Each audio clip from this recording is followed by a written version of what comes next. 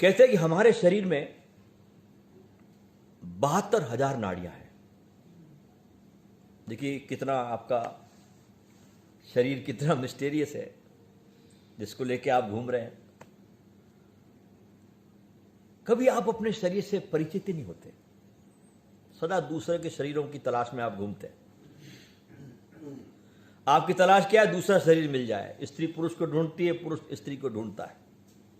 दूसरों की शरीर की तलाश जारी है। अपने शरीर को कभी हम बहुत प्रेमपूर्ण, बहुत रिलैक्स होकर कभी देखते नहीं, शरीर पे ध्यान देते नहीं। इसलिए बुढ़ापा आते आते हम बहुत कुरूप हो जाते हैं। ये कारण है कुरूपता का। अन्यथा अगर जीवन जीने का सही ढंग हो आपके पास, तो बुढ़ापा आते हैं तो आदमी सौंदर्यपूर्ण हो जाना चाहिए, जैसे हिमालय का शिखर, ऐसा हो जाना चाहिए। तो 72,000 नाड़ियां हमारे शरीर में है, जिसका योग वर्णन करता है, योग विद्या में आता है। लेकिन इनमें से 3 नाड़ियां प्रमुख है हमारे पूरे शरीर में। आपके बाईं ओर जो है उस नाड़ी का नाम है ईड़ा, और दाईं ओर जो है इसका नाम है पिंगला, और इन दोनों के मध्य में जो है वो है सुषुम्ना। अगर आपके शरीर में ईड़ा नाड़ी अधिक सक्रिय है तो आपके अंदर स्त्री के गुण ज्यादा हावी हो सकते हैं। ध्यान से सुनना, अगर आपकी ईड़ा नाड़ी ज्यादा सक्रिय है तो आपके पूरे व्यक्तित्व में स्त्री के गुण आ जाएंगे, भले आप पुरुष भी क्यों ना हो।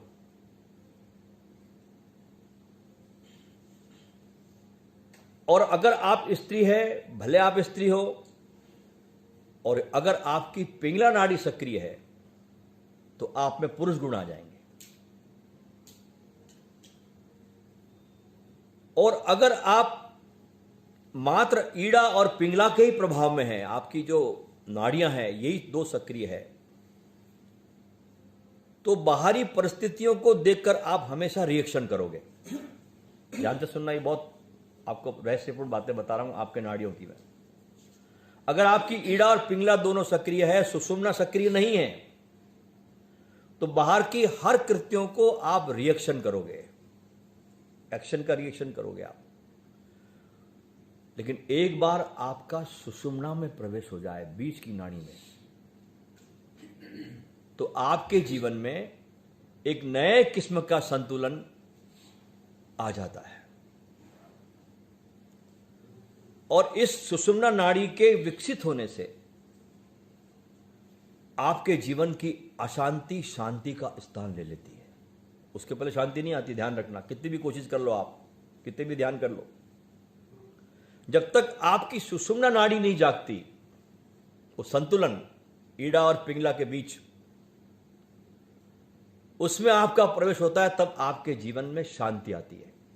आपका जीवन शांतिमय सुखमय बन जाता है। आपके सांसारिक और आध्यात्मिक जीवन में एक बैलेंस आ जाता है।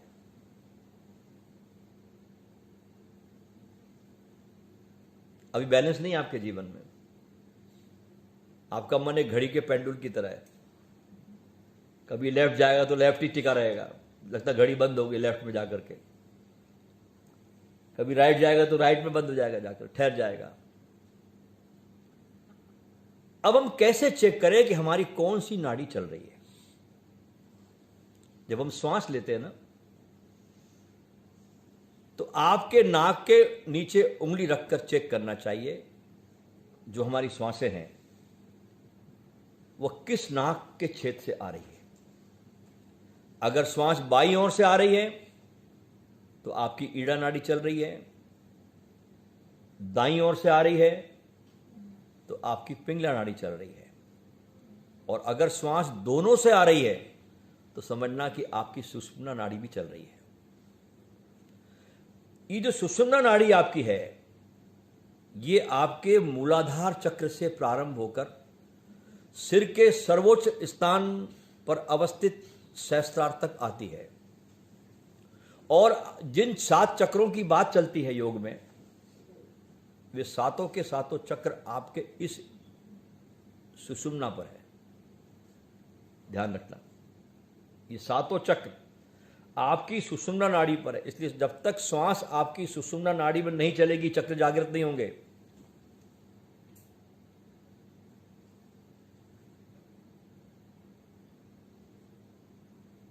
अच्छा, दुनिया में देखते अधिकतर लोग ईड़ा और पिंगला में जीते और मर जाते हैं, इन 2 नाड़ियों में। कभी कभी कोई व्यक्ति सुषुम्ना में पहुंचता है, बहुत कम। और आपका जो ये सुषुम्ना का केंद्र है, निष्क्रिय पड़ा रहता पूरे जीवन। लेकिन ध्यान रखना, आपके शरीर में सुषुम्ना बहुत महत्वपूर्ण पहलू है। जब ऊर्जा सुषुम्ना नाड़ी में आपकी प्रवेश करती है, उसी दिन से आपका यौगिक जीवन शुरू होता है, उसके पहले नहीं। उसके पहले आप भ्रम में जी सकते हैं कि मैं सन्यासी हूं, मैं ध्यानी हूं। लेकिन जब तक आपकी ऊर्जा इस सुषुम्ना में प्रवेश नहीं करती, तब तक आपका यौगिक जीवन नहीं है। बहुत छोटी सी बात है दोस्तों, लेकिन इसे समझने में उम्र बीत जाती है और समझ में नहीं आता।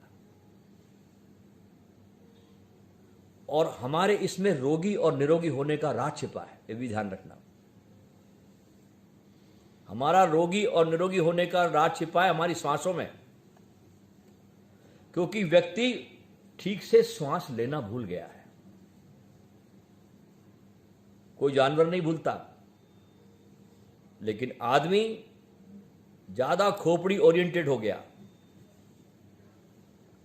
और खोपड़ी शब्द का अर्थ मैंने आपको बताया कई बार, जिसने सब खो दिया और पड़ी रह गई, उसे खोपड़ी कहते हैं। जिसने सब खो दिया और पड़ी रह गई।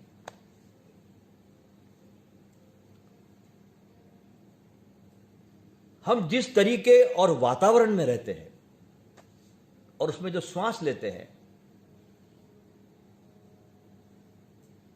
उसके कारण हमारी ईड़ा और पिंगला पूरी तरह से सक्रिय नहीं हो पाती।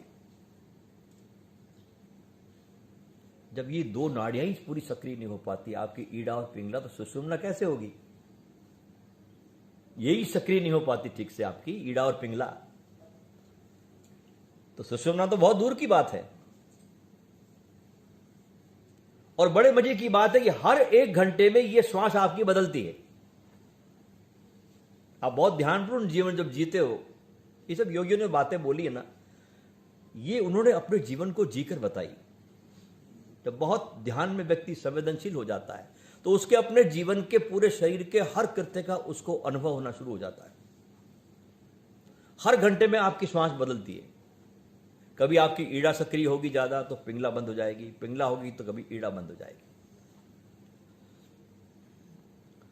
ज्ञानी कहते हैं कि योगियों का कहना है कि चंद्र नाड़ी, यानी आपकी ईड़ा, इसे कहते हैं सूरज, ये कहते हैं चंद्र। जब आपकी चंद्र नाड़ी से श्वास चलती है, तब ये श्वास आपको मस्तिष्क में शीतलता प्रदान करती है। इसलिए शंकर के माथे पे चंद्र है, प्रतीक है। क्योंकि चंद्र नाड़ी से जो ऊर्जा प्रवाहित होती है वो शीतलता को देती है। और जब सूर्य नाड़ी से श्वास चलती है आपके राइट साइड से, तो शरीर को ऊष्मा प्राप्त होती है, गर्मी मिलती है। इसलिए हमने सुना होगा ओशो की पुस्तकों में कि हिमालय में लामा लोग, जहां 20 डिग्री माइनस टेम्परेचर है, वहां भी यौगिक क्रियाओं के द्वारा अपने शरीर में पसीना ले आता है। ये पढ़ा है हमने ओशो की पुस्तकों में। इतनी ठंड के अंदर भी आदमी पसीने से लथपथ हो सकता है। ये वो क्रिया है, सूर्य नाड़ी का भेदन कहते हैं इसे।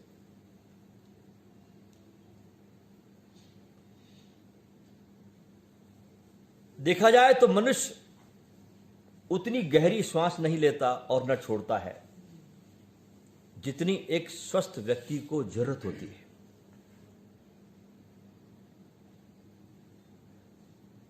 योग में जो प्राणायाम का तरीका है वो बताता है मनुष्य को कि कैसे श्वासें लें और कैसे श्वास छोड़े। और ये अभ्यास करते करते एक समय ऐसा आ जाता है आपके जीवन में कि चंद्र और सूर्य नाड़ी आपकी समान रूप से प्रभावित होने लगती है। और उस दौरान जब सुषुम्ना से श्वास चलता है, आपका दोनों नाड़ी आपकी बैलेंस हो गई, जैसी दोनों बैलेंस होती है सुषुम्ना चालू हो जाती है। और उस अवस्था को फिर योग कहा जाता है। आप समझे योग का मतलब क्या हुआ? ये जो आप बाहर योग कर रहे हैं वो योग नहीं है, वो तो आप एक्सरसाइज कर रहे हो।